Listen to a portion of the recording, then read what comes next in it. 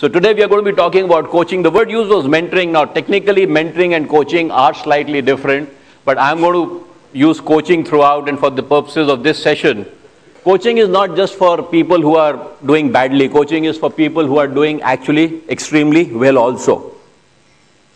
There's a need to change as we walk the treadmill. There's a need to grow up faster. We are not getting those times these days. What we are talking about today is how we as managers can also play the role of a coach. You don't have to be a formal coach all the time. But there are many situations where we just work as coaches rather than as managers, and we are going to try and spend some time on that.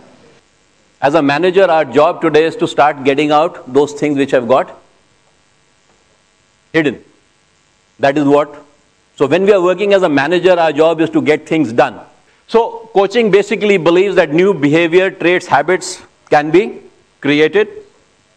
Changes are possible, but the process needs clarity, support, discipline, repetition, encouragement. Those are the 5 things that actually a manager working as a coach has to do.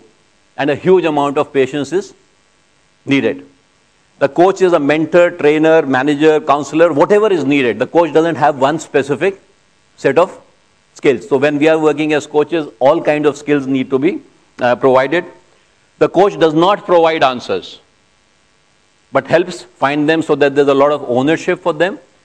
So the coach does not help, does not teach, but helps people learn. The other big difference is that a manager works on the upper half of this. Don't do this, change your behavior, talk better, learn this skill. The coach or the coaching approach does not work on behavior. It works on the thinking and the attitude. So the point is that if we can work on the thinking or the emotions of people, then the behavior changes are much more lasting, much more longer. And our job as coaches is to work there.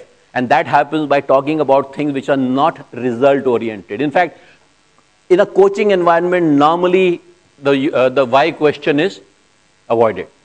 The why question is a question which points out and says, hey, you guys have done something wrong. The how question is a far better, a much more powerful question to ask. Being non-judgmental, it's okay.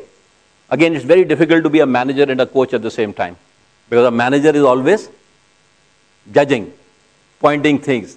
This is not right. This is not right. And that's a difficult situation to live with. And of course, the technique of wearing different hats. So when there's a coach hat, it's a different way of thinking. When there's a manager hat, there's a different way of thinking.